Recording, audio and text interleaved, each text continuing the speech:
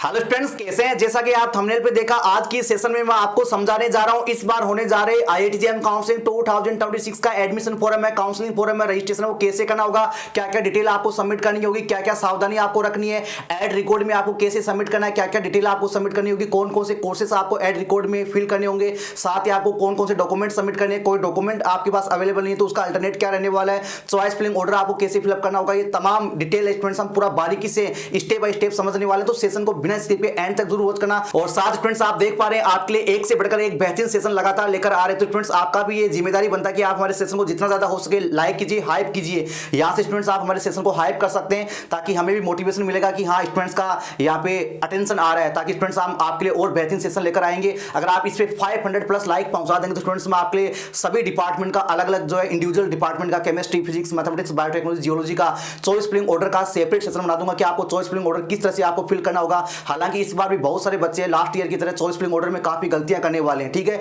अगर आप choice filling में गलती कर दोगे तो आपकी रैंक कितनी अच्छी है उसका कोई मैटर नहीं रहेगा। अगर चॉइस फिलिंग आप उल्टा फिल कर देंगे तो आपका अच्छा रैंक होने के बावजूद भी आपको अच्छा कॉलेज नहीं मिलेगा। तो स्टूडेंट्स, आपका चॉइस फिलिंग है, ये आपके सीट अपग्रेड होने में, कॉलेज अलॉट होने में इसका बहुत बड़ा रोल होता है। तो इसको आप अच्छे से आप इसको फिल करें। अगर आप इस पे 500 हाइप कर देंगे स्टूडेंट्स, मैं आपके लिए सेपरेट सेशन लेकर आ जाऊंगा। साथ स्टूडेंट्स, आपको जल्दबाजी नहीं करनी है काउंसलिंग के एडमिशन फॉर्म को फिलअप करने में। ठीक है, अभी आपके पास सफिशिएंट टाइम है, 15 अप्रैल तक का टाइम है। तो स्टूडेंट्स, आप हमारे सेशन को एक बार दो बार अच्छे से देख लो। हर एक डाउट अपना अच्छे से क्लियर करने के बाद स्टूडेंट्स आपको अपना एडमिशन फॉर्म फिलअप करना है, क्योंकि काउंसलिंग के एडमिशन फॉर्म में गलतियां करना तो आसान है, लेकिन उसको ठीक करना, उसको रिकवर करना काफी मुश्किल हो जाएगा। मेंटली आप काफी डिस्टर्ब हो जाएंगे। तो इसमें स्टूडेंट्स आप अच्छे से प्रोसेस को समझो। कोई प्रॉब्लम आती है तो स्टूडेंट्स आप जेम का भी हेल्प ले सकते हैं, उनको भी ईमेल या कॉल कर सकते हैं। ठीक है, किसी भी प्रॉब्लम में आपको इश्यू आता है, किसी भी स्टेप में अगर आपको कोई इश्यू आता है, हालांकि हमने पूरे रजिस्ट्रेशन फॉर्म का कंप्लीट स्टूडेंट्स हमने ट्यूटोरियल डेमो सेशन बना दिया, इसको आप अच्छे से वॉच कर लीजिए। आपको जॉब्स पोर्टल पे आपको लॉगिन करना है। ठीक है, आप जॉब पोर्टल पे आ जाओ, यहाँ पे लॉगिन कर लो। जैसे स्टूडेंट्स आप लॉगिन करते हैं तो आपके सामने इस तरह का इंटरफेस शो करता है। जैसा कि स्टूडेंट्स आप रिजल्ट चेक करते हैं या अपना स्कोर कार्ड डाउनलोड करते हैं, वही स्टूडेंट्स आपका पेज आ जाता है। अब जैसे आपका जो view result and download score card है, इसके सामने स्टूडेंट्स आपको एक टैब मिलेगा जिसमें लिखा आपका ब्लू कलर में एडमिशन फॉर्म फिलिंग। ठीक है, आप देख पा रहे हैं आपको एक टैब दिखाई दे रहा है एडमिशन फॉर्म फिलिंग। तो जो भी स्टूडेंट्स आईआईटी जेईई काउंसलिंग को पार्टिसिपेट करना चाहते हैं, ध्यान दीजिए, जो भी स्टूडेंट्स आईआईटी जेईई काउंसलिंग को इस बार पार्टिसिपेट करना चाहते हैं, आईआईटी में एडमिशन के लिए ट्राई करना चाहते हैं, काउंसलिंग को पार्टिसिपेट करना है, तो स्टूडेंट्स आपको इसी टैब से अपना जो एडमिशन फॉर्म है, रजिस्ट्रेशन है, वो करना होगा। तो सबसे पहले स्टूडेंट्स आपको क्या करना है, एडमिशन फॉर्म फिलिंग वाले स्टेप पे आ जाओ। यहाँ पे आपको क्लिक कर देना है। यहीं से स्टूडेंट्स आपका काउंसलिंग का जो रजिस्ट्रेशन है उसका प्रोसेस स्टार्ट होने वाला है। यहाँ पर स्टूडेंट्स आपका पहला स्टेप आ जाता है। आप ऊपर देख पा रहे होंगे, आपका जो पहला स्टेप है वो आपका पर्सनल डिटेल है, सेकंड स्टेप है वो डॉक्यूमेंट्स एंड एकेडमिक डिटेल है, और थर्ड आपका जो है वो प्रोग्राम चॉइस रहने वाला है, जिसको हम कॉलेज प्रेफरेंस ऑर्डर बोलते हैं, चॉइस फिलिंग ऑर्डर बोलते हैं, और लास्ट का आपका डिक्लेरेशन का रहने वाला है। ठीक है, तो यहां पर स्टूडेंट्स आप देख पा रहे हैं आपका जितना भी डिटेल है, आपका फोटो आपका आ जाएगा। ठीक है, इसके साथ ही आपका एनरोलमेंट आईडी है, नेम है, ईमेल आईडी है, आपका मोबाइल नंबर है, डेट ऑफ बर्थ आ जाएगा, अपना कैटेगरी आप चेक कर लेना। हालांकि कई सारे स्टूडेंट पूछते हैं कि क्या सर हम अपनी कैटेगरी को चेंज कर सकते हैं। जिन स्टूडेंट्स आप आईआईटी जेईई काउंसलिंग में अब अपनी कैटेगरी को चेंज नहीं कर सकते, जो आपने पहले से सिलेक्ट कर रखी है वही रहेगी। ठीक है, लेकिन आप सीसीएमएन काउंसलिंग में चेंज कर सकते हैं, उसमें पॉसिबल है।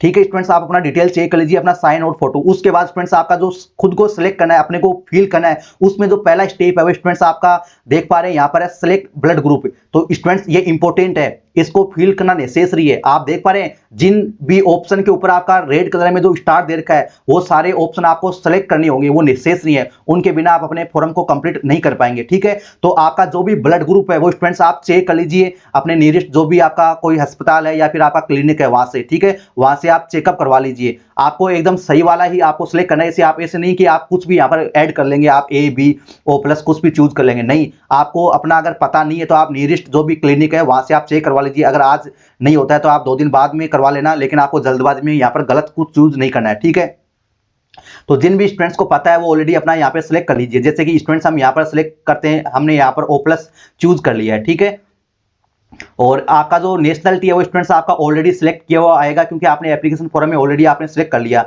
तो नेशनलिटी ऑलमोस्ट स्टूडेंट्स का इंडियन ही रहने वाला है। ठीक है, जो कुछ स्टूडेंट्स अभी नेपाल वगैरह से भी कुछ स्टूडेंट अप्लाई करते हैं तो वो अपना यहाँ पर चूज कर रखे होंगे। ठीक है, तो जो स्टूडेंट्स इंडियन है उनको अपना इंडियन नेशनलिटी के लिए आपको अपना एक डॉक्यूमेंट आपको सिलेक्ट करना होगा, ठीक है। जो सेकंड सबसे इंपॉर्टेंट है वो स्टूडेंट्स आपका है इंडियन नेशनलिटी प्रूफ, ठीक है। इसके लिए आपको जो ये डॉक्यूमेंट्स दे रखे इनमें से कोई एक आपको सिलेक्ट करना होगा, इनमें से कोई एक आपको सिलेक्ट करना होगा। इसमें अपने पास क्या क्या ऑप्शन आप देख पा रहे होंगे, वोटर आईडी है, बर्थ सर्टिफिकेट है, फर्स्ट पेज ऑफ पासपोर्ट है, और ट्रांसफर सर्टिफिकेट जिसको टीसी बोलते हैं या कॉलेज लिविंग सर्टिफिकेट बोलते हैं, और एक अपना nationality certificate issued by authorised government agency.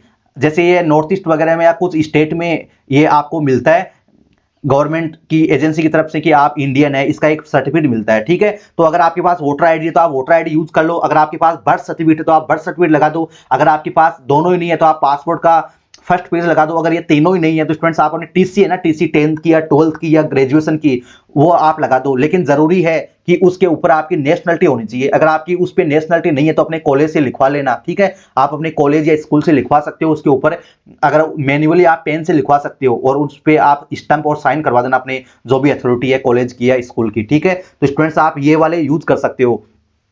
कई सारे स्टूडेंट बोलेंगे सर हमारे पास इसमें जो दे रखे हैं उनमें से कोई नहीं है, उसमें से कोई अवेलेबल नहीं है, तो स्टूडेंट्स इसके लिए आपको जेम को ईमेल करना होगा, वो आपको अल्टरनेट बता देंगे, ठीक है। कई सारे स्टूडेंट बोलेंगे क्या सर हम यहाँ पर डोमिसाइल सर्टिफिकेट भी लगा सकते हैं? जी हाँ स्टूडेंट्स, आप ट्राई कर सकते हैं, ठीक है, लेकिन इससे पहले आप ईमेल करके एक बार जेम अथॉरिटी है उससे आप परमिशन ले लेना, ठीक है, अगर आप डोमिसाइल सर्टिफिकेट लगाएं तो, क्योंकि वो आपके लिए एड्रेस के लिए होता है, मेनली वो आपके लिए एड्रेस के लिए होता है, वो आपका नेशनलिटी प्रूफ नहीं होता है, लेकिन फिर भी आपको जेम अलाउ करता है तो स्टूडेंट्स आप उसको यूज कर सकते हैं, ठीक है। आप जेम की हेल्पलाइन पे आप कांटेक्ट कर सकते हैं इसके लिए। बाकी इसमें जो डॉक्यूमेंट दे रखे हैं उनमें से आप कोई भी सिलेक्ट करके आप जो है अपलोड कर सकते हैं। ये डॉक्यूमेंट अभी तो आपको यहाँ पर सिलेक्ट ही करना है, उसके बाद स्टूडेंट्स आपको नीचे ऑप्शन आएगा, स्क्रॉल करेंगे तो वहां पर स्टूडेंट्स आपको इसको अपलोड करना है, वहां पर स्टूडेंट्स इसको अपलोड करना है, ठीक है। तो इसके बाद स्टूडेंट्स आपका एड्रेस वाला सेक्शन आ गया, यहाँ पर क्या आ गया आपका भाई एड्रेस का सेक्शन आ गया। इसमें पहला ऑप्शन है आपका डोर नंबर या फ्लैट नंबर या बिल्डिंग नंबर, ठीक है। इसमें स्टूडेंट्स आपके अगर हाउस नंबर है तो वो भी आप फिल कर सकते हैं, जैसे अपने विलेज वगैरह में गांव में क्या होता है हाउस नंबर होते हैं, ठीक है,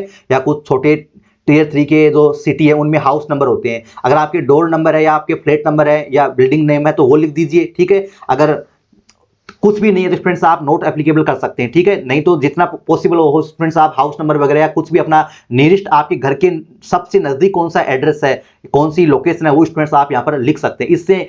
इससे अगर आपका कोई इसमें मिस्टेक हो जाता है या कुछ भी हो जाता है तो इससे कोई दिक्कत नहीं है। एड्रेस में अगर कोई मिस्टेक हो जाता है आपसे या कुछ भी प्रॉब्लम रहता है तो उससे आपके एडमिशन फॉर्म में कोई दिक्कत नहीं है, दूर दूर तक कोई इसमें प्रॉब्लम नहीं होती है, एड्रेस से कोई दिक्कत नहीं होती। ये तो केवल स्टूडेंट्स आपके लिए एज ए प्रूफ के लिए होता है कि आप इंडियन है और ये आपका ऑफिशियल एड्रेस है, ताकि किसी प्रकार का कोई भी फ्यूचर में जरूरत पड़े कनेक्टिविटी के लिए तो स्टूडेंट्स आपको पोस्ट वगैरह भेजी जा सके, ठीक है। तो ये आपके लिए रहता है। इसके बाद स्टूडेंट्स आपका जो स्ट्रीट है या रोड है अगर आपके पास है आसपास में तो लिख दीजिए, कोई दिक्कत नहीं है उससे। आपके आधार कार्ड में एड्रेस में स्ट्रीट रोड दे रखी है नहीं दे रखी है, आपकी वोटर आईडी में स्ट्रीट रोड दे रखी है नहीं दे रखी, उससे कोई मतलब नहीं है, आप लिख दीजिए। और अपना यहाँ लोकेलिटी में अपना जो नियरेस्ट सबसे क्या आपके आसपास में क्या लोकेशन है वो आप लिख दीजिए, ठीक है। आपका सबसे नियरेस्ट आपका वार्ड नंबर है या कुछ भी है वो आप लिख दीजिए, या फिर अपना नियरेस्ट जो एड्रेस है वो आप लिख दीजिए। जैसे आपका बड़ा सिटी है और आपके बड़े सिटी में आपका कौन सा छोटा शहर है या फिर कौन सा जोन है वो आप यहाँ पर लिख सकते हैं, ठीक है।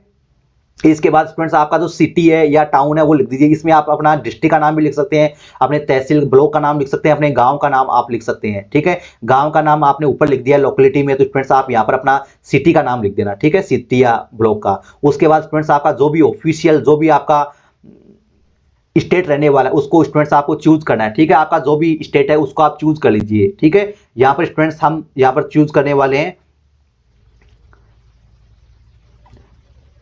ये वाला, ठीक है, चंडीगढ़, ठीक है, ये आपने चूज कर लिया। यहाँ पर स्टूडेंट्स आपके जो भी पिन कोड है वो स्टूडेंट्स यहाँ पर आप फिलअप कर दीजिए। आपके जो भी पिन कोड है वो स्टूडेंट्स आपको फिलअप कर देना, करेक्ट पिन कोड आपको सिलेक्ट करना है, ठीक है। अब आपको पता है आपने ऑलरेडी पहले से ही अपनी जो नेशनलिटी वो इंडियन चूज कर रखी है, तो आपकी कंट्री भी इंडियन ही है, ठीक है। आप इंडियन आपको पहले से ही सिलेक्ट किया हुआ मिल जाएगा। और इसके बाद फ्रेंड्स आपका जो नेक्स्ट पॉइंट आता है वो काफी इंपॉर्टेंट आता है, क्वालिफाइड डिग्री का। किसका आता है? क्वालिफाइड डिग्री का। इसको लेकर बहुत सारे स्टूडेंट कंफ्यूज रहते हैं। स्टूडेंट ध्यान दीजिए, यहाँ पर आपका डिग्री कौन सा है वो आपको चूज करना है, यहाँ पर डिग्री कौन सा है वो आपको चूज करना है, ठीक है। अगर आपका बीएससी है तो आप बीएससी चूज कर लो, अगर आपका बीसी है, बीए है, बीकॉम है या बीटेक है वो स्टूडेंट्स आप यहाँ पर चूज कर लो, ठीक है। अगर आपका जो डिग्री है वो आपको यहाँ पर नहीं मिलता, तो स्टूडेंट्स आप अदर में सिलेक्ट करके वहां पर स्टूडेंट्स आप मैन्युअली लिख सकते हैं। जैसे बीएससी बीएड इंटीग्रेटेड प्रोग्राम है तो शायद उसका ऑप्शन मुझे नहीं दिखाई दे रहा है, तो जो आपका प्रोग्राम आपको यहाँ पर नहीं मिलता है तो स्टूडेंट्स आप अदर में सिलेक्ट करके आप उसको लिख सकते हैं। ठीक है, जैसे बीएससी बीएड वालों को आपको सिलेक्ट करके मैन्युअली लिखना पड़ेगा। ठीक है, अगर आपका बीएससी ऑनर्स है, बीएससी रिसर्च है, आपका बीएससी इन केमिस्ट्री है, बीएससी इन फिजिक्स है, बीएससी इन मैथमेटिक्स है, तो आपको बीएससी ही चूज करना होगा। ठीक है, फिर आपका जो कौन सा डिसिप्लिन है वो आप चूज कर सकते हैं। अब आपका डिग्री तो बीएससी है लेकिन आपका डिसिप्लिन कौन सा है, आपका पीसीएम है तो पीसीएम चूज कर लो, अगर आपका पीसीबी है तो पीसीबी चूज कर लो, अगर आपका बायोलॉजी डिसिप्लिन है तो बायोलॉजी डिसिप्लिन चूज कर लो, अगर आपका बीएससी इन केमिस्ट्री है तो आप केमिस्ट्री डिसिप्लिन चूज कर लो, अगर आपका बीएससी इन फिजिक्स है तो आप फिजिक्स डिसिप्लिन चूज कर लो, आपका ऑनर्स कौन सा है, आपका मेजर सब्जेक्ट कौन सा है वो आप चूज कर सकते हैं। अगर आपके तीनों ही मेजर सब्जेक्ट हैं फिजिक्स केमिस्ट्री मैथ, तो स्टूडेंट्स आपको पीसीएम का ऑप्शन मिल जाएगा। ठीक है, जो भी आपका डिसिप्लिन है उसको आप चूज कर लो।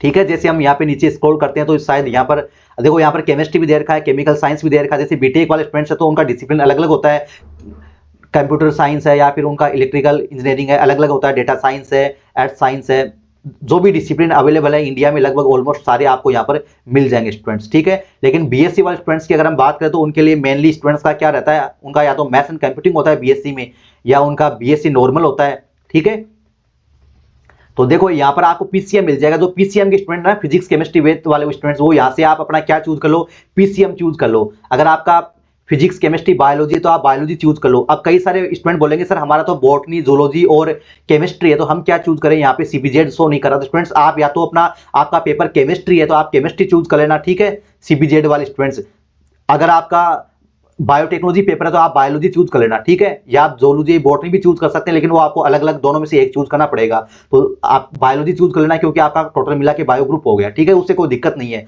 अगर आपका जो डीयू के कुछ कॉलेज हैं, डीयू के कुछ प्रोग्राम है फिजिकल साइंस के, तो स्टूडेंट्स आप अपना फिजिकल साइंस वाला चूज कर लेना। जो डीयू के या कुछ यूनिवर्सिटीज में फिजिकल साइंस होता है, बीएससी फिजिकल साइंस, तो आप यहां से फिजिकल साइंस चूज कर लेना। अगर आपका बीएससी ऑनर्स फिजिक्स है, आपका ऑनर्स सब्जेक्ट है या मेजर सब्जेक्ट है, या आपका बीएससी इन फिजिक्स है तो आप फिजिक्स चूज कर लेना। अगर मैथमेटिक्स है तो मैथमेटिक्स चूज कर लेना। ठीक है, कई सारे स्टूडेंट बोलेंगे सर हमारा डिसिप्लिन है वो हमें मिल नहीं रहा है, तो ऐसे में स्टूडेंट्स आपको क्या करना है, आपका जो जेएम का सब्जेक्ट कौन सा है, आपका जेएम का सब्जेक्ट कौन सा है वो आप चूज कर लेना। लेकिन शर्त यह है कि आपका जो जेएम का सब्जेक्ट चूज करे तो वो आपका एक मेन सब्जेक्ट होना चाहिए, मेजर सब्जेक्ट होना चाहिए। ठीक है, ये आपका डाउट क्लियर हो गया।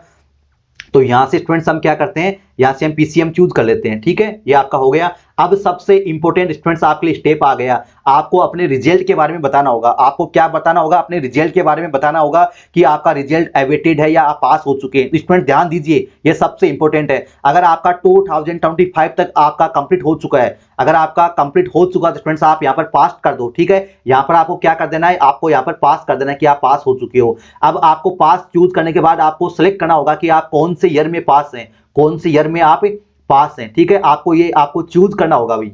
अगर आप 2025 में या 26 में या 24 में, जो भी जिस भी ईयर में आप पास हुए हैं, आपके 10 साल का गैप है तो भी कोई दिक्कत नहीं है। आप अपना जो प्रॉपर जो ईयर है आपका पासिंग का वो चूज कर लो। ठीक है, अगर आपका रिजल्ट अवेटेड है, ध्यान दीजिए, अगर आपका रिजल्ट अवेटेड है तो आपको क्या करना होगा, यहाँ पर अवेटेड चूज करना होगा। आपका अभी फाइनल का एग्जाम नहीं हुआ, आपका 6 सेमेस्टर का एग्जाम नहीं हुआ, या आपका बैक आ गया है, किसी भी वजह से आपका फाइनल का रिजल्ट अभी आपके पास नहीं है।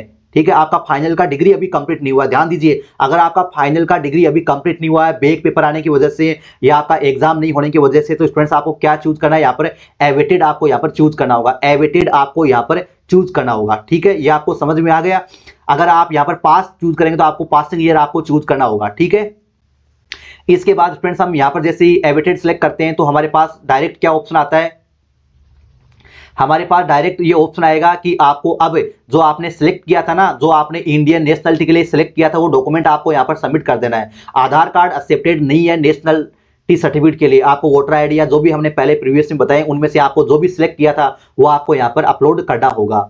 इसके बाद फ्रेंड्स आपका आगे आता है आपका कैटेगरी सर्टिफिकेट। ठीक है, नेशनलिटी सर्टिफिकेट के बाद आएगा कैटेगरी सर्टिफिकेट। तो कैटेगरी सर्टिफिकेट आपका ऑलरेडी पहले से अपलोड किया हुआ मिल जाएगा, फिर से अपलोड करने की जरूरत नहीं है आपको। ठीक है, आप चेक कर सकते हैं कि आपका जो कैटेगरी सर्टिफिकेट है वो सही तो है ना, आप यहाँ पे डाउनलोड करके उसको चेक कर सकते हैं। ठीक है, अगर आप चेंज करना चाहें तो चेंज भी कर सकते हैं, अभी पॉसिबल है। यहाँ पे आके अपना फाइल जो नया वाला है उसको अपलोड कर देना। ठीक है, जैसे आपका ओबीसी का अगर आपने पहले स्टेट लेवल का अपलोड कर दिया था तो आप अपना सेंट्रल का भी अपलोड कर सकते हैं। ठीक है, यहाँ से आप अपना चेंज कर सकते हैं, ये अभी पॉसिबल है। ठीक है, इसके साथ ही ध्यान देना कई सारे स्टूडेंट को यहाँ पर पास चूज करेंगे। देखो यहाँ पर अगर आप पास चूज कर लेंगे, पास की आप ऑलरेडी पास हैं, आप यहाँ पर क्या है कि पास हैं, ठीक है, पासिंग ईयर भी हम चूज कर लेते हैं।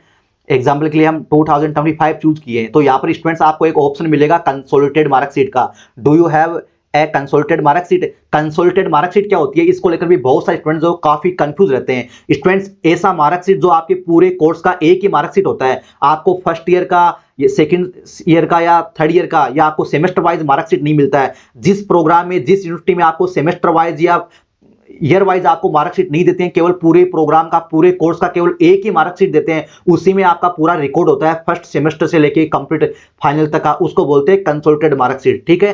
तो अगर आपके पास कंसोलिडेटेड मार्कशीट है तो आप यस कर देना। अगर आप कंसोलिडेटेड मार्कशीट पे यस करोगे तो आपको आगे डॉक्यूमेंट वाले सेक्शन में स्टूडेंट्स आपको यहाँ पर कंसोलिडेटेड मार्कशीट को अपलोड करने का ऑप्शन मिलेगा, ठीक है, कंसोलिडेटेड मार्कशीट को अपलोड करने का ऑप्शन मिलेगा। अगर आपके पास सेमेस्टर वाइज है या ईयर वाइज है, ध्यान दीजिए, अगर आपके पास सेमेस्टर वाइज या ईयर वाइज आपके पास मार्कशीट है तो कोई दिक्कत नहीं है, आप यहां पर नो कर देना, ठीक है। अब चलिए हम आगे बढ़ते हैं। ये हमारा डॉक्यूमेंट का सेक्शन आ गया, ये हमारा क्या आ गया, डॉक्यूमेंट का सेक्शन आ गया। तो इसमें जो सबसे पहला डॉक्यूमेंट है वो स्टूडेंट्स आपका 10th का मार्कशीट रहने वाला है। क्या रहने वाला है? 10th का मार्कशीट रहने वाला। तो आपका जो भी 10th का मार्कशीट है या सर्टिफिकेट है उसको अपलोड कर दीजिए। यानी उसमें आपका ये कंफ्यूज रहता है कि सर हम 10th का मार्कशीट अपलोड करेंगे, सर्टिफिकेट, तो जिसमें आपका डीओबी है ना वो आप सबमिट कर देना, ठीक है। अगर आपके पास मार्कशीट और सर्टिफिकेट दोनों अलग अलग हैं तो आप दोनों को मर्ज करके अपलोड कर देना, ठीक है। और यहाँ पर भी स्टूडेंट्स आप अपना मार्कशीट अपलोड कर देना 12th का, यहाँ पे 10th का और यहाँ पर 12th का। 10th का आपको पहले से ही अपलोड किया हुआ मिल जाएगा, ठीक है, आप बदलना चाहें तो आप बदल सकते हैं। ये आपका 12th का हो जाएगा। अगर आपके 12th के मार्कशीट और सर्टिफिकेट अलग अलग है तो दोनों को मर्ज करके आप अपलोड कर देना, ठीक है। यहाँ पर डाउट क्लियर हुआ? इसको लेकर तो किसी को कंफ्यूज होने की जरूरत नहीं है, ठीक है। अब हमने पहले क्या चूज किया था, हमने प्रीवियस में चूज किया था कि हमारी डिग्री क्वालिफाई हो चुकी है, हमारी डिग्री क्वालिफाई हो चुकी है, हमने पास कर लिया है अपना जो भी ग्रेजुएशन का डिग्री है। तो यहाँ पर अपने को डिग्री सर्टिफिकेट अपलोड करने के लिए बोलेंगे, यहाँ पर क्या बोलेंगे, डिग्री सर्टिफिकेट अपलोड करने के लिए बोलेंगे। अब कई सारे ऐसे स्टूडेंट हैं, ध्यान दीजिए, कई सारे ऐसे स्टूडेंट हैं जिनके पास ग्रेजुएशन तो कंप्लीट हो चुका है, उनका बीएससी या बीटेक तो कंप्लीट हो चुका है, लेकिन अभी उनके पास ऑफिशियल डिग्री सर्टिफिकेट नहीं है, उनके पास ऑफिशियल डिग्री सर्टिफिकेट नहीं है। तो यहाँ पर आपको अपलोड करना तो जरूरी है। देखो आप देख पा रहे हैं यहाँ पर अपलोड डिग्री सर्टिफिकेट पे यहाँ पे आपको रेड कलर में दे रखा है कि ये डॉक्यूमेंट आपको सबमिट करना होगा। जिनके पास डिग्री है ही नहीं तो वो क्या सबमिट करें? तो ऐसे में स्टूडेंट्स आप अपना डिक्लेरेशन फॉर्म है जो अनेक्जर 8 है उसको आप यहाँ पर अपलोड कर सकते हैं। ये बिल्कुल स्टूडेंट्स आप अपलोड कर सकते हैं, ठीक है। अगर आपके पास डिग्री सर्टिफिकेट नहीं है तो आप अपना जो डिक्लेरेशन फॉर्म है अनेक्जर 8 है जिसको अंडरटेकिंग फॉर्म बोलते हैं, उसमें लिखा है ना डिग्री का ऑप्शन, वहां पर नोट सबमिटेड पे क्लिक कर देना। डिक्लेरेशन फॉर्म में नोट सबमिटेड पे क्लिक कर दो डिग्री वाले ऑप्शन पे और उसको आप यहां पर अपलोड कर देना। डिक्लेरेशन फॉर्म को आगे भी अपलोड करना है, ठीक है। जैसे डिक्लेरेशन का ऑप्शन आएगा लास्ट में, उसमें तो डिक्लेरेशन फॉर्म अपलोड करना ही है। अगर आपके पास डिग्री नहीं है तो यहां पर भी आपको डिक्लेरेशन फॉर्म ही अपलोड करना होगा, ठीक है। अगर आपके पास प्रोविजनल डिग्री है, अगर आपके पास प्रोविजनल डिग्री है तो यहां पर आप प्रोविजनल डिग्री भी सर्टिफिकेट है उसको भी आप अपलोड कर सकते हैं, ठीक है। लेकिन जो आपका डिक्लेरेशन फॉर्म है उसमें तो आपको डिग्री नोट सबमिटेड पे ही क्लिक करना है। अगर आपके पास प्रोविजनल सर्टिफिकेट है, प्रोविजनल डिग्री सर्टिफिकेट है तो भी स्टूडेंट्स आपको डिक्लेरेशन फॉर्म में डिग्री नोट सबमिटेड पे ही क्लिक करना है, क्योंकि provisional degree certificate note equivalent two degree, यानी डिग्री के इक्वल नहीं है प्रोविजनल डिग्री सर्टिफिकेट, ठीक है। वो तो प्रोविजनल होता है, ठीक है, अस्थायी होता है कुछ समय के लिए, जब तक आपका डिग्री आपको नहीं मिलता तब तक के लिए, ठीक है। तो यहाँ पे स्टूडेंट्स ये आपका डाउट क्लियर हुआ। अगर आप अपेयरिंग चूज करेंगे, आप अपेयरिंग चूज करेंगे, आपका रिजल्ट एविटेड है तो स्टूडेंट्स आपको ये वाला ऑप्शन है ये स्टूडेंट्स आपको शो नहीं करेगा। ये केवल उन्हीं स्टूडेंट्स को शो करेगा डिग्री सर्टिफिकेट का ऑप्शन है जिनका रिजल्ट अभी आ चुका है, जो रिजल्ट पास कर चुके हैं अपनी डिग्री को। जो एविटेड चूज करेंगे उनको ये ऑप्शन देखने को नहीं मिलेगा, ठीक है स्टूडेंट्स। इसके बाद स्टूडेंट्स आप देख पा रहे हैं ऐड रिकॉर्ड का ऑप्शन आता है। यहाँ पर क्या आता है स्टूडेंट्स, आपका ऐड रिकॉर्ड का ऑप्शन आता है। इसको हम समझते हैं। इससे पहले स्टूडेंट्स मैं आपका मार्कशीट को लेकर डाउट क्लियर कर दूं, ठीक है। आपको देखो यहाँ पर क्या करना है, फर्स्ट ईयर के मार्कशीट है उनको यहाँ पर आपको अपलोड करना है। फर्स्ट ईयर के जो मार्कशीट है उनको यहाँ पर अपलोड करना है, ठीक है। और यहाँ पर आपको सेकंड ईयर के मार्कशीट अपलोड करने हैं, यहाँ पर आपको थर्ड ईयर के मार्कशीट आपको अपलोड करने हैं, ठीक है। जो स्टूडेंट ध्यान दीजिए जो अभी फाइनल ईयर में है, जो अपेयरिंग है, जिनका रिजल्ट अभी फाइनल का नहीं आया, तो उनको यहाँ पर क्या करना है, फर्स्ट ईयर के मार्कशीट अपलोड करने हैं, सेकंड ईयर के मार्कशीट अपलोड करने हैं और फाइनल में आपका जो फाइनल ईयर है ना, फाइनल ईयर थर्ड ईयर, उसमें स्टूडेंट्स आपके 5 सेमेस्टर का जो मार्कशीट है, 5th सेमेस्टर का जो मार्कशीट है उसको अपलोड करना है, ठीक है। अगर आपके पास 6 सेमेस्टर का मार्कशीट नहीं है तो कोई दिक्कत नहीं है, आप यहाँ पर 5 सेमेस्टर का जो है 5th सेमेस्टर का मार्कशीट वो अपलोड कर देना, ठीक है। इसके साथ ही अगर आपके पास 5th और 6th का दोनों का नहीं है तो स्टूडेंट्स आप यहाँ पर फर्स्ट ईयर और सेकंड ईयर तक अपलोड कर देना। अब कई सारे स्टूडेंट्स ये बोलेंगे सर हमारा तो सेमेस्टर वाइज है, हम क्या करें? तो स्टूडेंट्स आपको फर्स्ट सेमेस्टर और सेकंड सेमेस्टर का पीडीएफ बनाकर एक जगह मर्ज करके आपको यहां पर अपलोड करना है। फिर सेकंड ईयर में आपके 2 सेमेस्टर होते हैं, थर्ड और फोर्थ, तो थर्ड और फोर्थ सेमेस्टर का जो पीडीएफ है वो बनाकर यहां पर अपलोड करना है। और फिफ्थ सेमेस्टर में और 6 सेमेस्टर का दोनों का पीडीएफ बनाकर स्टूडेंट्स आपको यहां पर अपलोड करना है। यानी समझ गए, जिनका सेमेस्टर है उनको 2-2 सेमेस्टर के जो पीडीएफ है या 2-2 सेमेस्टर के मार्कशीट है उनको मर्ज करके एक पीडीएफ में आपको यहां पे ईयर वाइज आपको अपलोड करना होगा। ठीक है, फर्स्ट और सेकंड सेमेस्टर का फर्स्ट ईयर में आ जाएगा, थर्ड और फोर्थ सेमेस्टर का मार्कशीट है उसको मर्ज करके एक पीडीएफ में सेकंड ईयर में अपलोड कर दो, और फिफ्थ सिक्स का आप थर्ड ईयर में कर दो। अगर आपका 4 ईयर का डिग्री है, अगर आपका बीटेक है, तो स्टूडेंट्स आपको यहां पर क्या करना है, आपको फोर्थ ईयर में आपको 7 और 8 सेमेस्टर का मार्कशीट यहां पर अपलोड कर देना है। अब जिनका बीएससी 3 साल का है उनको फोर्थ ईयर में कुछ नहीं करना है। जिनका बीएससी 3 साल का है या जिनका बीएससी 4 साल का है लेकिन वो 3 साल के बाद एग्जिट कर रहे हैं, नई एजुकेशन पॉलिसी के तहत वो 3 साल के बाद ही एग्जिट करें, तो इस स्टूडेंट को फोर्थ ईयर में कुछ नहीं करना है, फोर्थ ईयर में कोई डॉक्यूमेंट आपको अपलोड नहीं करना है। ठीक है, जिनका बीएससी ग्रेजुएशन 3 साल का है, जिनका 4 साल का बीएससी है उनको अपलोड करने की जरूरत है, आपको अपलोड करने की जरूरत नहीं है फिफ्थ ईयर तक। जितने साल का आपका प्रोग्राम है उतने साल तक स्टूडेंट्स आपको यहाँ पर डॉक्यूमेंट अपलोड करने की जरूरत रहने वाली है। ठीक है, इसके बाद देखिए ध्यान से स्टूडेंट्स, लास्ट में स्टूडेंट्स आपका क्या डॉक्यूमेंट आता है? लास्ट में स्टूडेंट्स आपका सबसे इंपॉर्टेंट डॉक्यूमेंट आता है आपका डिक्लेरेशन फॉर्म। ये आपको लास्ट में मिलेगा ऑप्शन डिक्लेरेशन फॉर्म। आप देख पा रहे हैं सबसे लास्ट में जो ऑप्शन मिलेगा डिक्लेरेशन फॉर्म का मिलेगा। डिक्लेरेशन फॉर्म को कैसे फिलअप करना है, कैसे आपको सबमिट करना है, इसका भी हमने लाइव ट्यूटोरियल डेमो सेशन बना दिया है, उसको भी आप अच्छे से देखिए। हम स्टूडेंट्स आपको कंटिन्यूसली आपके लिए हम फुल सपोर्ट करें स्टूडेंट्स, ताकि आप अपनी काउंसलिंग को अच्छे से कर पाएं, आप अपने IIT NIT में जाने का सपना साकार कर पाए। हम लगातार स्टूडेंट्स आपके लिए फुल प्रयास करें स्टूडेंट, तो उसका हमने सेशन बना दिया है। आप इस पीडीएफ को यहां से डाउनलोड भी कर सकते हैं, देखो दे रखा ना नीचे ब्लू कलर में, click here to download the declaration form. यहां से भी डाउनलोड कर सकते हैं, अगर यहां से डाउनलोड ना करें तो आपको जो एडमिशन ब्राउजर है उसमें भी आपको मिल जाएगा। ठीक है, अब स्टूडेंट्स अपना जो सबसे इंपॉर्टेंट जो सेक्शन था, इसको लेकर बहुत सारे स्टूडेंट कंफ्यूज रहते हैं। सबसे इंपॉर्टेंट जो सेक्शन है वो स्टूडेंट्स हमारा है एड रिकॉर्ड का। कौन सा सेक्शन है? एड रिकॉर्ड का। यहां पर स्टूडेंट्स आपको क्या करना होगा, आपका सेमेस्टर वाइज है तो आपको सेमेस्टर वाइज अपना जो मार्कशीट में रिकॉर्ड है कि कौन से पेपर आपके थे सेमेस्टर में या ईयर में, या कौन से पेपर थे, कितने मार्क्स के थे, कितने आपने ऑब्टेन किए, वो सारा रिकॉर्ड स्टूडेंट्स आपको यहाँ पर सेमेस्टर वाइज है तो सेमेस्टर वाइज, अगर ईयर वाइज है तो ईयर वाइज स्टूडेंट्स आपको यहाँ पर रिकॉर्ड ऐड करना होगा। ठीक है, एग्जाम्पल के लिए स्टूडेंट्स मैं आपको समझाता हूं। आपका अगर सेमेस्टर वाइज है तो आपको सेमेस्टर वाइज चूज करना है, अगर आपका ईयर वाइज है तो आपको ईयर वाइज आपको चूज करना है। स्टूडेंट्स ध्यान दीजिए, यहां पर स्टूडेंट्स आपका ऑप्शन दे रखा है सिलेक्ट ईयर सेलेक्ट सेमेस्टर। ठीक है, तो यहां पर स्टूडेंट्स आपको क्या करना है, यहां पर स्टूडेंट्स आपको क्या करना है, पहले सिलेक्ट फर्स्ट ईयर करना है, क्योंकि फर्स्ट ईयर से तो हमारा डिग्री स्टार्ट होता है, तो पहले फर्स्ट ईयर आ गया। अगर आपका सेमेस्टर है तो आप सेमेस्टर चूज कर लो।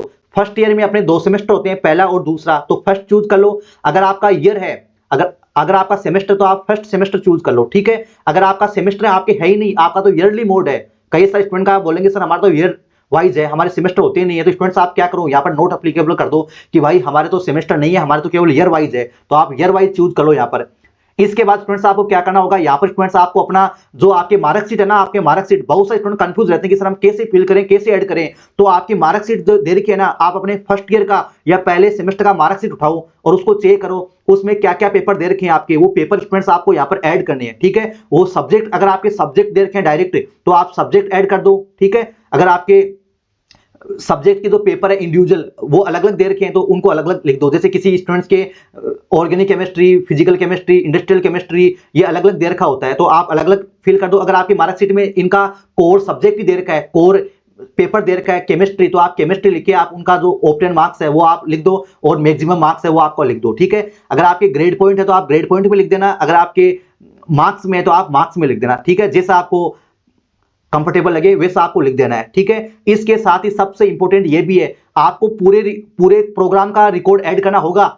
आपको पूरे प्रोग्राम का ऐड रिकॉर्ड करना होगा। अगर आपका 3 साल का डिग्री है तो आपको 1 से लेकर 3 साल तक, अगर आपका सेमेस्टर है तो 1 सेमेस्टर से लेकर 6 सेमेस्टर तक, अगर आपका बीटेक है तो पूरे बीटेक का 4 साल का 8 सेमेस्टर का आपको रिकॉर्ड ऐड करना होगा। अब आप में से कई सारे स्टूडेंट बोलेंगे सर हमारा तो रिजल्ट आया ही नहीं, हम 6 सेमेस्टर का रिकॉर्ड कैसे ऐड करें, 6 सेमेस्टर का रिकॉर्ड ऐड कैसे करें, हमारे पास तो 5th सेमेस्टर का मार्कशीट भी नहीं है। तो ध्यान दीजिए स्टूडेंट्स, ध्यान दीजिए, अगर आपके पास मार्कशीट नहीं है किसी सेमेस्टर का तो कोई प्रॉब्लम नहीं है, आप उनका पेपर का नाम लिख देना। अगर आपका 6 सेमेस्टर का एग्जाम नहीं हुआ तो कोई दिक्कत नहीं है, आप उनका पेपर का नाम लिख देना। आपका जो भी है, फिजिक्स है, केमिस्ट्री है, मैथमेटिक्स है, थर्मोडायनामिक्स है, या फिर जो भी आपके पेपर है 6 सेमेस्टर में, 5th सेमेस्टर में, ठीक है, जो जिनके एग्जाम नहीं हुए, जिनके मार्कशीट नहीं है, उनके नाम लिख दो। और ऑप्टेन में भी आपको 0-0 फिल करना है। अगर आपका एग्जाम नहीं हुआ, आपका रिजल्ट नहीं आया, तो उन पेपर का आपको ऑप्टेन में भी 0-0 फिल करना है, और आपका जो मैक्सिमम है उसमें भी आपको 0-0 फिल करना है, ठीक है। ऐसा नहीं कि आप उनमें तो जो मैक्सिमम है उनमें तो आप पूरे मार्क्स लिख दो और ऑप्टेन में आप 0 लिख दो, तो इसका मतलब है कि आप फेल हो गए। तो ऐसा नहीं करना है, आपको 0-0 भी फिल करना है, ठीक है। ये डाउट क्लियर हुआ। अब हम एग्जांपल से समझते हैं। देखो, हम यहाँ पर ईयर हमने 1 चूज कर लिया, हमारे सेमेस्टर नहीं है तो हमने सेमेस्टर नॉट एप्लीकेबल कर लिया। अब हम यहाँ पर सब्जेक्ट का नाम लिखते हैं। यहाँ पर हम लिखते हैं, जैसे मान लो हम केमिस्ट्री लिखते हैं, ये हमने केमिस्ट्री लिखा, ठीक है। अगर किसी स्टूडेंट का ये से भी है, ठीक है, ध्यान दीजिए, अगर किसी स्टूडेंट के केमिस्ट्री 1 है, केमिस्ट्री 2 है, केमिस्ट्री 3 है, तो ऐसे नहीं लिखा जाएगा, ठीक है। केमिस्ट्री 1 नहीं लिखा जाएगा, उसको आपको क्या लगाना है, ये चिन्ह लगाना है आपको, है ना, माइनस वाला, और फिर आपको यहाँ पर आई लिख देना है, यानी आपको रोमन में आपको लिखना होगा ये वाला। अगर आपको इसको 2 लिखना चाहो, अगर आप इसको 2 लिखना चाहो तो आप इसको क्या लिख दोगे, ऐसे लिख दोगे। अगर आपको 3 लिखना है तो आप इसको ऐसे लिख दोगे, ठीक है। अगर आपको 4 लिखना है तो आप अपने जो सब जानते हैं आप रोमन में आप लिख देना, ठीक है, ऐसे लिख देना आप। और वैसे 1 2 3 4 5 वैसे नहीं लिखा जाएगा अपना न्यूमेरिक में, ठीक है, ऐसे आपको लिखना होगा, ठीक है। तो मैं यहाँ पर करता हूँ कि भाई हमारे केमिस्ट्री था केवल, ठीक है, फर्स्ट में, और उसमें हमारे टोटल मार्क्स कितने थे, टोटल मार्क्स हमने क्या कर दिया, 100 कर दिया, तो 100 थे। अगर आपके 150 है या 125 है या 200 था या 250 था, जो भी था वो अपनी मार्कशीट के अकॉर्डिंग आप यहाँ पर फिल कर देना। मैं यहाँ पर 100 फिल करता हूँ, ठीक है। और मैंने इसमें कितने अचीव किए, इसमें मान लो मैंने 76 अचीव किए, ठीक है। ये मैंने ऐड कर लिया, ये मैंने अच्छे से देख लिया। अब इसको क्या कर देना, इसको ऐड रिकॉर्ड पे क्लिक कर देना। ये देखो ऐड रिकॉर्ड हो गया, देखो हो गया ना ये ऐड रिकॉर्ड, देखो आप सब देख पा रहे हो, सब देख रहे हो ना, देखो हो गया ऐड रिकॉर्ड। ऐसे ही मेरे को अब दूसरा पेपर भी तो ऐड करना है। आपके जो वही पेपर आपके इसमें ऐड करने हैं जिनसे आपका रिजल्ट तैयार होता है। ऐसे पेपर को ऐड नहीं करना है जिनसे आपका रिजल्ट तैयार नहीं होता है। जैसे आपके जो इंटरडिसिप्लिनरी प्रोग्राम होते हैं या स्किल डेवलपमेंट वाले प्रोग्राम होते हैं या लैंग्वेज वाले प्रोग्राम होते हैं, हिंदी इंग्लिश, तो उनसे आपका रिजल्ट तैयार, उनमें आपका रिजल्ट में कंट्रीब्यूट नहीं होता है उनका। वो केवल पासिंग वाले जो सब्जेक्ट है ना, जिनको केवल पास करना होता है, उनको यहाँ पर ऐड करने की जरूरत नहीं है। जिनसे आपका रिजल्ट तैयार होता है वही सब्जेक्ट आपको ऐड करने, यानी आपके जो मेन सब्जेक्ट है, कोर सब्जेक्ट है, वो आपको ऐड करने हैं, ठीक है। जैसे डीयू के स्टूडेंट है तो उनके जो मेन सब्जेक्ट है वो तो है ही, साथ में जो एईसी करके और भी कई सब्जेक्ट होते हैं, जेनिक पेपर है, उनसे भी अगर आपका रिजल्ट तैयार होता है तो वो भी आपको सारे ऐड करनी है, ठीक है। तो यहाँ पर स्टूडेंट्स मैं क्या करता हूं, यहाँ पर मैं मान लो मेरे केमिस्ट्री 2 पेपर थे, केमिस्ट्री के कितने पेपर थे, मेरे 2 थे, तो मैं दूसरा पेपर भी ऐड करता हूं, वो भी हमारा 100 का ही था, और उसमें मैंने कितने अचीव किए, मान लो इसमें मैंने तैयारी अच्छी थी तो इसमें और एक्स्ट्रा मार्क्स आ गए, तो इसको भी मैंने ऐड कर दिया। देखो हमने 2 पेपर ऐड कर दिए केमिस्ट्री के। अब कई सारे स्टूडेंट ये बोलेंगे सर हमारा जो लैब का है, लैब के पेपर क्या इसमें एक साथ कैलकुलेट कर सकते हैं? जी हाँ स्टूडेंट्स, अगर आप अपने थ्योरी का और इंटरनल मार्क्स का या लैब का, वो आप सबको तीनों को मिलाकर भी आप लिख सकते हो और आप अलग अलग भी लिख सकते हो। अगर आप अलग अलग लिखोगे तो आपको ज्यादा एंट्री करनी पड़ेगी, अगर आप सबको मिलाकर आप लिखोगे तो आपका कम एंट्री में काम हो जाएगा। तो स्टूडेंट जैसा आपको कंफर्टेबल लगे वैसे आप कर सकते हो। आप इंटरनल मार्क्स का और अपना थ्योरी मार्क्स का और प्रैक्टिकल का, इन तीनों को मिलाकर भी एक साथ लिख सकते हो, ठीक है। आपका जो मैक्सिमम मार्क्स है वो तीनों को मिलाकर मैक्सिमम मार्क्स बन जाएगा, उन तीनों में मिलाकर आपका ऑप्टेन मार्क्स कितना, वो ऑप्टेन मार्क्स बन जाएगा, ठीक है। आप चाहे तो लैब का अलग लिख सकते हो और थ्योरी का अलग लिख सकते हो, ठीक है। जैसा आपको कंफर्टेबल लगे वैसे आप लिख सकते हो, इससे कोई दिक्कत नहीं आता है, ठीक है।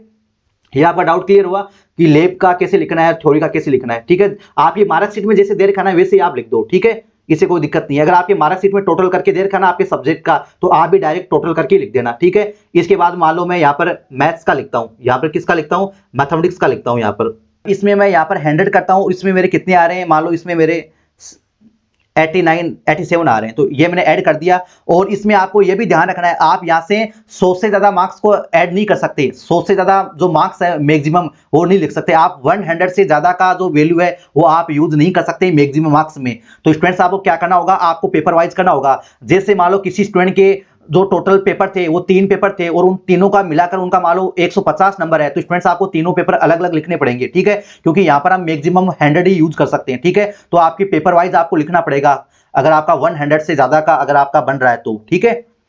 यहां से आप 100 से ज्यादा यूज नहीं कर पाएंगे, ठीक है। इसको हम ऐड करते हैं।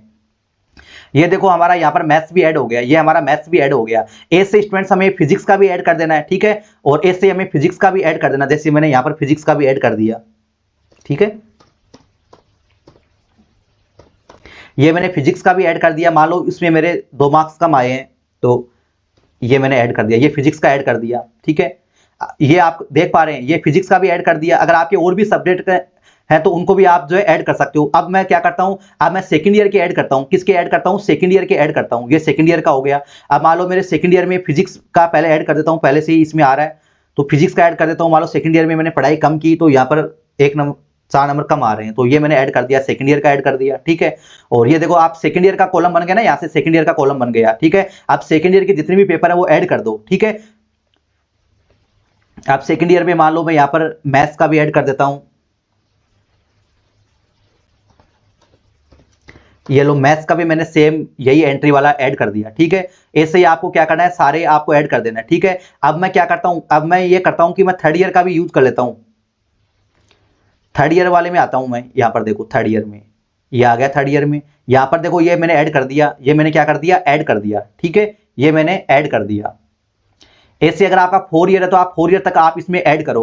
अब कई सारे स्टूडेंट ये बोलेंगे सर हमारा तो थर्ड ईयर का रिजल्ट ही नहीं आया, तो ऐसे में स्टूडेंट्स आपको क्या करना है, अगर आपका थर्ड ईयर का रिजल्ट नहीं आया तो आपको टोटल मार्क्स भी 0-0 फिल करना है। जिन भी पेपर का आपका रिजल्ट बाकी है, पेंडिंग है, तो उनके पेपर का नाम तो आपको लिखना है, सब्जेक्ट का नाम तो आपको लिखना है, लेकिन टोटल मार्क्स है वो आपका क्या आएगा, यहाँ पर 0-0 आपको यहाँ पर फिल करना है। ये आपको समझ में आ गया। और ऑप्टेन मार्क्स भी 0-0 और टोटल मार्क्स भी 0-0। अगर आप टोटल मार्क्स में फुल कर देंगे और ऑप्टेन में आप 0 कर देंगे तो इसका मतलब हो जाएगा आप फेल हो गए। तो आपको टोटल और ऑप्टेन दोनों ही 0-0 फिल करना है। किस कंडीशन में? जब आपका रिजल्ट पेंडिंग हो, रिजल्ट आपका आया नहीं हो। देखो ये मैंने आपको कर दिया। तो ऐसे आपको बाकी जो पेपर है उनका भी आप 0-0 फिल कर देना, ठीक है। अब बात करते हैं कि सर हमें तो सेमेस्टर वाइज बताओ, हमें तो सेमेस्टर वाइज बताओ, हमारे तो ये समझ में नहीं आया, हमें तो सेमेस्टर वाइज बताओ। तो सेमेस्टर वाइज स्टूडेंट्स मैं आपको बताता हूं, ठीक है।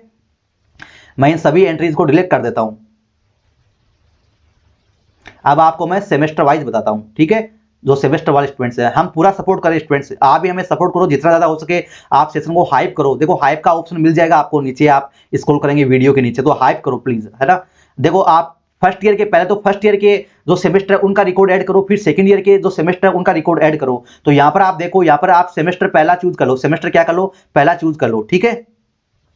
यहां पर मान लो मेरे पेपर था मैथ्स 1 था, मेरे पेपर क्या था, मैथ्स। इसमें मेरे कितने मार्क्स आए वो मैं यहां पर फिल कर देता हूं। मान लो मेरे 50 नंबर का पेपर था। कितने नंबर का पेपर था? 50 नंबर का पेपर था। और इसमें मेरे आ रहे हैं मार्क्स 45, तो ये मैंने ऐड कर दिया, ठीक है। देखो इसमें स्पेस नहीं डालना है, ये मैंने स्पेस डाल दिया इसलिए रेड कलर में हो गया। स्पेस मेरे को हटाना पड़ेगा। ये देखो स्पेस हटाते ये ऐड हो जाएगा, ठीक है। आपको स्पेस यूज नहीं करना है बीच में नाम के आगे, ठीक है। सब्जेक्ट के नाम के आगे आपको स्पेस यूज नहीं करना है। ये देखो ऐड हो गया। ऐसे आपको बाकी जो पेपर है ना वो सेमेस्टर वाइज ऐड कर दो, ठीक है। मान लो मैथ्स मेरे सेकंड भी था, 2 पेपर थे मैथ्स के, तो मैं उनको ऐड कर देता हूं। सेम नंबर आए मेरे, ये ऐड कर दिया।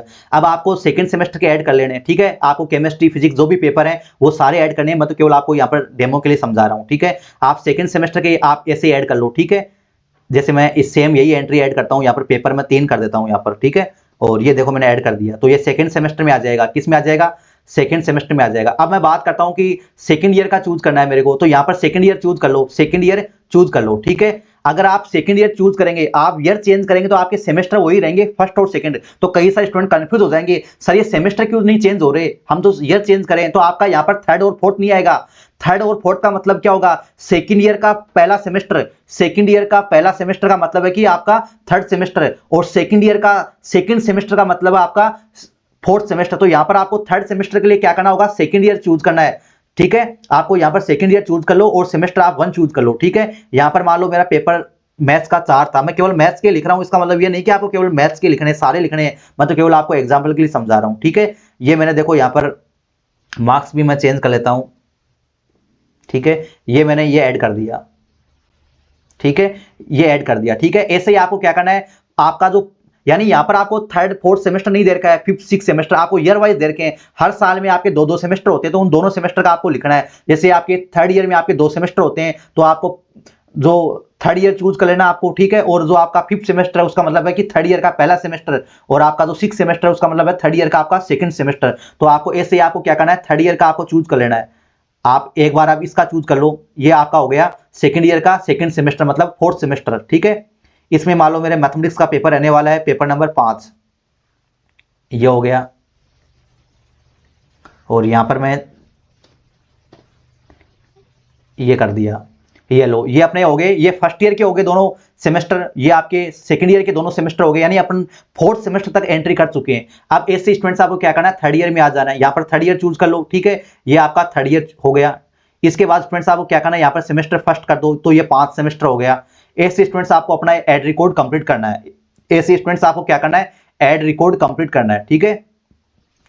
और आपको समझ में नहीं आ रहा, आपको प्रोसेस अच्छे समझ में नहीं आ रहा, तो फिर भी स्टूडेंट्स आप प्रयास कीजिए, अदरवाइज आप हमारा पर्सनल गाइडेंस भी ले सकते हैं, जिसके लिए आपको व्हाट्सअप नंबर स्क्रीन पे मिल जाएंगे, यहाँ पर कॉन्टेक्ट करके आप हमारा पर्सनल गाइडेंस के लिए हमारा पेड प्रोग्राम है जो सब्सक्रिप्शन है उसको भी ले सकते हैं, जिसके बाद हम आपको कंप्लीटली फाइनल एडमिशन होने तक आपको पूरा सपोर्ट करने वाले हैं। इसके बाद स्टूडेंट्स यहाँ का जो डिटेल है, सारे डॉक्यूमेंट है, डिक्लेरेशन फॉर्म वगैरह अपलोड करने के बाद मार्कशीट आपको सारे अपलोड कर देना है, जो भी नेसेसरी है आपके अकॉर्डिंग वो अपलोड कर देना है। उसके बाद आपको नेक्स्ट करना है, आपको क्या करना है, नेक्स्ट करना है, ठीक है। इसके बाद फ्रेंड्स हम बात करते हैं ऐड प्रेफरेंस को लेकर। ये जो अपना ये वाला सेक्शन है, ये आपकी पूरे काउंसलिंग प्रोसेस में सबसे ज्यादा इंपॉर्टेंट रहने वाला है। इसको हम चॉइस फिलिंग ऑर्डर भी बोलते हैं, कॉलेज प्रेफरेंस ऑर्डर भी बोलते हैं। तो इसका मतलब क्या होता है, इसमें आप जितने भी प्रोग्राम में एलिजिबल है उनको आपको एक चॉइस फिलिंग ऑर्डर आपको देना होता है, यानी आपको एक प्रॉपर ऑर्डर में सीक्वेंस में आपको यहां पर सिलेक्ट करना होता है, ठीक है। आपकी जो पहली पसंद है उसको पहले नंबर पे रखना है, जो सेकंड पसंद है उसको सेकंड नंबर पे रखना है, जो थर्ड पसंद है उसको 3 नंबर पे रखना है, जो फोर्थ पसंद है उसको फोर्थ नंबर पे रखना है। और ऐसे जो प्रोग्राम जिनमें आप चाहते हैं कि मुझे कुछ नहीं मिलेगा तो मैं इनको ले लूंगा, तो ऐसे में स्टूडेंट्स आप उनको सबसे लास्ट में लिख सकते हैं, ठीक है। तो ओवरऑल अगर आपको मैं बोलूं कि आपको एक अच्छा कॉलेज चाहिए तो स्टूडेंट्स आपको टॉप 2 लोअर मोड में आपको फिल करना है, यानी पहले टॉप कॉलेज के टॉप प्रोग्राम रखने हैं, फिर स्टूडेंट्स आपको मिडिल आईटीज रखने हैं, मिडिल आईटीज के प्रोग्राम रखने हैं, उसके बाद जो न्यूअर आईटीज है उनको रखने हैं, उसके बाद जो आपके इंटरडिसिप्लिनरी प्रोग्राम है जिनमें आपका पसंद बहुत कम है, आप चाहते हैं कि कुछ नहीं मिलेगा तो मैं उनको ले लूंगा, ऐसे प्रोग्राम को आपको सबसे लास्ट में लिखना है, ठीक है। आपका कॉलेज अपग्रेड होगा कि नहीं होगा, आपको कॉलेज आपकी रैंक के अकॉर्डिंग मिलेगा कि नहीं मिलेगा, इसमें सबसे इंपॉर्टेंट रोल रहता है आपका एड प्रेफरेंस का, यानी कॉलेज प्रेफरेंस ऑर्डर का रोल रहता है।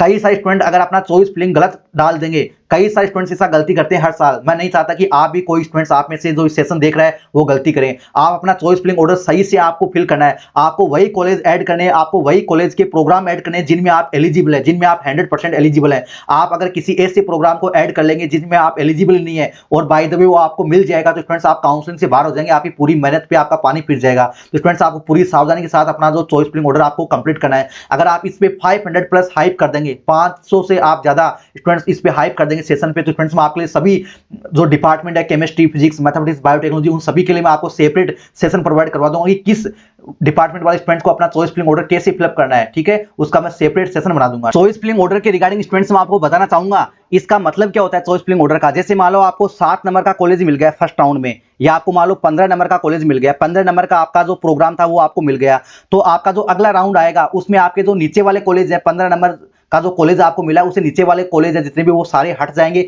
अब जो आपको नेक्स्ट राउंड में अगर कोई कॉलेज मिलेगा तो स्टूडेंट्स आपको 1 से लेकर जो 14 तक के जो कॉलेज है, प्रोग्राम है, उन्हीं में से आपको मिलेगा, ठीक है। इसको बोलते हैं अपग्रेड होना। आप IIT JEM काउंसलिंग हो या कोई भी काउंसलिंग हो उसमें आप अपनी कॉलेज को डिक्रीज नहीं कर सकते, आप केवल अपग्रेड हो सकते हैं, या आपको जो कॉलेज मिल चुका है उसको आप लॉक कर सकते हैं, उसको आप फ्रीज कर सकते हैं, ठीक है। तो आपको मान लो सेकंड राउंड में या थर्ड राउंड में अगर कोई कॉलेज मिलेगा तो वो स्टूडेंट्स आपको जो आपको कॉलेज मिला है उसे ऊपर वाले में मिलेगा, ठीक है, उससे ऊपर वाले में ही मिलेगा। मान लो आपको थर्ड राउंड में आपको मान लो 7 नंबर का कॉलेज मिल गया, तो आपका जो आगे वाला राउंड आएगा, 4 नंबर का राउंड आएगा, उसमें स्टूडेंट्स आपको जो कॉलेज मिलेगा, अब वो आपको 7 नंबर से ऊपर वाले जो कॉलेज है, 6 नंबर वाला जो कॉलेज आपको मिला है उससे ऊपर वाले जो कॉलेज है उसमें से आपको मिलेगा, यानी 1 से 6 में से आपको मिलने वाला है, ठीक है। अगर आपको कुछ नहीं मिलेगा आगे वाले राउंड में, तो जो अभी आपको करंट टाइम में जो आपको लास्ट तक जो आपको मिल चुका है वो स्टूडेंट्स आपका फाइनल कॉलेज रहने वाला है। तो इसमें स्टूडेंट्स आप समझे, अगर आप अपना ऑर्डर ही गलत फिल कर देंगे तो स्टूडेंट्स आपका अपग्रेड ही नहीं हो पाएगा। कोई स्टूडेंट्स सबसे पहले जम्मू को रख देगा और उसको जम्मू ही मिल जाएगा, तो स्टूडेंट्स उसका फिर अपग्रेड कैसे होगा।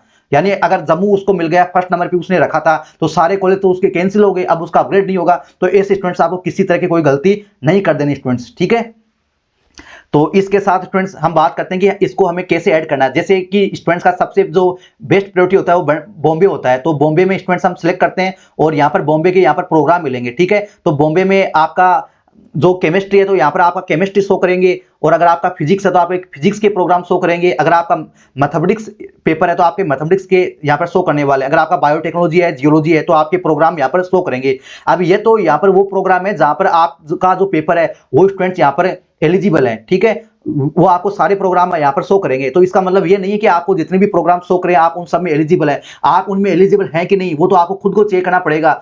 जैसे कि आपका केमिस्ट्री पेपर है, जैसे कि आपका केमिस्ट्री पेपर है तो आपको यहाँ पर MSc केमिस्ट्री शो करेगा IIT बॉम्बे में, लेकिन अगर आपके बीएससी में मैथ्स है तो ही आप यहाँ पर एलिजिबल है, नहीं आप एलिजिबल नहीं है तो ऐसे आपको अपना एलिजिबिलिटी क्राइटेरिया भी चेक करना पड़ेगा। जैसे आपका MSc PhD dual degree programme है, इनमें अपना एलिजिबिलिटी क्राइटेरिया होता है, तो आपको चेक करके ही आपको इनको सिलेक्ट करना होगा, ठीक है। और इनका सीक्वेंस आप ध्यान रखना, ठीक है। जैसे मान लो आप फर्स्ट नंबर पे आप यहाँ पे मैथमेटिक्स चूज कर लिए, तो मैं इसको ऐड कर दूंगा, यहाँ पर क्या कर दूंगा, मैंने इसको ऐड कर दिया। देखो एक नंबर पे मैंने क्या चूज किया, आपको पता है आईआईटी बॉम्बे का मैथमेटिक्स प्रोग्राम मैंने यहाँ पर चूज कर लिया। ये आपको समझ में आ गया, ये आपको समझ में आ गया ना, ये हमने चूज कर लिया, ठीक है। अब सेकंड नंबर पे आपको क्या करना है, आपको अब आईआईटी दिल्ली चूज करना है या गुवाहाटी का एमएनसी आपको चूज करना है, जो भी आपका पसंद है उसके अकॉर्डिंग आप आ जाओ, ठीक है। मैंने यहाँ पर आईआईटी बॉम्बे का सेकंड नंबर पे ये रख लिया ऑपरेशन रिसर्च।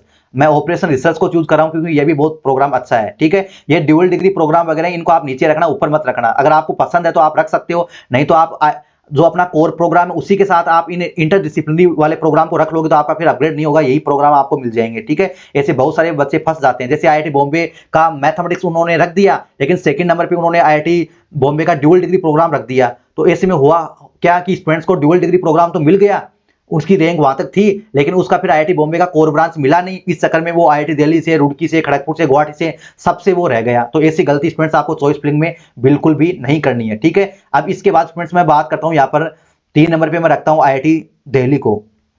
ये मान लो भाई मैंने आईआईटी दिल्ली रखा, ठीक है। आपका जो पसंद है उसके अकॉर्डिंग आप रखो, आप अपनी पसंद है क्या है, कैसे वो आप खुद तैयार करो, आप कैसे प्रोग्राम को किस सीक्वेंस में आप रखना चाहते हैं, ठीक है। इसके बाद स्टूडेंट्स मैं आईआईटी गुवाहाटी का एमएनसी भी रखना चाहूंगा, ठीक है।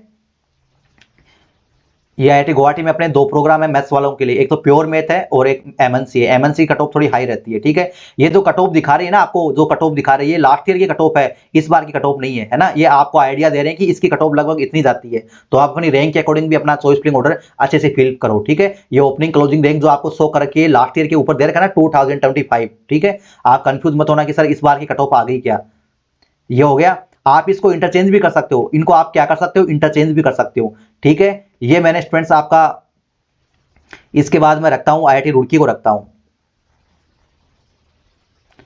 ये आईआईटी रुड़की में भी मैथ्स वाले बच्चों के लिए 2 प्रोग्राम आपको पता ही है, एक तो इकोनॉमिक्स, एक मैथमेटिक्स। तो मैं पहले मैथमेटिक्स को रखता हूं, ठीक है। मैथमेटिक्स मेरी मेन प्रायोरिटी है। अब स्टूडेंट्स ये आपको सारे कॉलेज आपको ऐड करने हैं, सारे कॉलेज आपको ऐड करने हैं, ठीक है। कई सारे स्टूडेंट बोलेंगे सर हम कितने कॉलेज ऐड कर सकते हैं, आप मैक्सिमम सारे कॉलेज ऐड कर सकते हैं जिनमें आप एलिजिबल हैं, ठीक है। आप मिनिमम एक भी कर सकते हैं, मैक्सिमम आप सारे कर सकते हैं। मैं तो केवल आपको यहाँ पर एग्जांपल के लिए समझा रहा हूँ, ठीक है। आप इनको अप डाउन भी कर सकते हैं। जैसे मान लो मैं गुवाहाटी को ऊपर करना चाहता हूँ, दिल्ली को नीचे करना चाहता हूँ, तो ये गुवाहाटी ऊपर चला गया, दिल्ली नीचे आ गया। अब मैं रुड़की को ऊपर करना चाहता हूँ दिल्ली से, तो ये हो गया। वापस मैं इसको ऐसे करना चाहूं तो आप ऐसे कर सकते हैं, ठीक है। ऐसे आपको सारे प्रोग्राम ऐड कर देने, ये केवल आपको स्टूडेंट्स डेमो सेशन के लिए था, ठीक है। फिर आप इसको सेव कर देना, फिर आप क्या कर देना, इसको सेव कर देना, ठीक है। सेव तभी होगा स्टूडेंट जब आपका सारा डिटेल आपका यहाँ पर क्लियर रहने वाला है, ठीक है। ये आपको सेव करने के बाद आपको क्या करना है, ये सेव करने के बाद स्टूडेंट्स आपको क्या करना है, आपको नेक्स्ट करेंगे। नेक्स्ट करेंगे तो आप यहाँ पे डिक्लेरेशन वाले पे ऑप्शन पे आप आ जाएंगे। कहां पर आएंगे आप, डिक्लेरेशन वाले ऑप्शन पे आप आ जाएंगे। तो इस पे आपको क्या कर देना है, ये डिक्लेरेशन है, इसमें आपकी जो टर्म्स और कंडीशन है आईआईटी जेईई की, वो आपको यहाँ पे सिलेक्ट कर लेनी है। इसको यहाँ पे क्लिक कर दीजिए, ठीक है। और नीचे आप स्क्रॉल करो, आप इसको क्या करो, नीचे आपको स्क्रॉल करना है, ठीक है। अब आपको क्या करना है, आपने जो भी प्रेफरेंस ऑर्डर आपने फिल किया है, आपने जो भी कॉलेज ऑर्डर फिल किया है, उसको आपको क्या कर देना है, यहाँ पर आपको सेव कर देना है, ठीक है। और सेव करने के बाद आप इसको सेव एंड व्यू कर देना, सेव एंड क्या कर देना, व्यू कर देना, सेव एंड व्यू कर देना। आप सेव एंड व्यू में आपको जो भी डिटेल आपने फिलअप किया उसको अच्छे से आप देख लेना, अच्छे से आप देख लेना, ठीक है। कोई गलती ना हो जाए। आप 2 दिन बाद में सबमिट कर देना। ऐसा नहीं कि आपने आज फॉर्म फिलअप किया तो आज ही सबमिट करना है, नहीं। आप 2 दिन 3 दिन बाद भी कर सकते हैं, लास्ट डेट तक आप कर सकते हैं, ठीक है। ऐसा नहीं, आप 2-4 बार अच्छे से अपने फॉर्म को अच्छे से आप देख लेना, अच्छे से आप पूरे प्रोसेस को चेक कर लेना ताकि कोई गलती तो नहीं है। उसके बाद फ्रेंड्स आपको क्या करना है, यहाँ पे सबमिट एंड प्रोसेस पेमेंट पे आपको क्लिक कर देना है, सबमिट एंड प्रोसेस पेमेंट पे। फिर स्टूडेंट्स आपके पास पेमेंट का ऑप्शन आ जाएगा, फिर आपके पास क्या आ जाएगा, पेमेंट का ऑप्शन आ जाएगा। तो पेमेंट वाले ऑप्शन में आपको क्या करना है स्टूडेंट्स, आप अपना जो है यूपीआई आईडी से पेमेंट कर देना, वो सबसे बेस्ट है, ताकि वो आपके फेल होने के चांस भी बहुत कम रहते हैं ट्रांजेक्शन का। तो आप अपना यूपीआई से पे कर देना, ठीक है।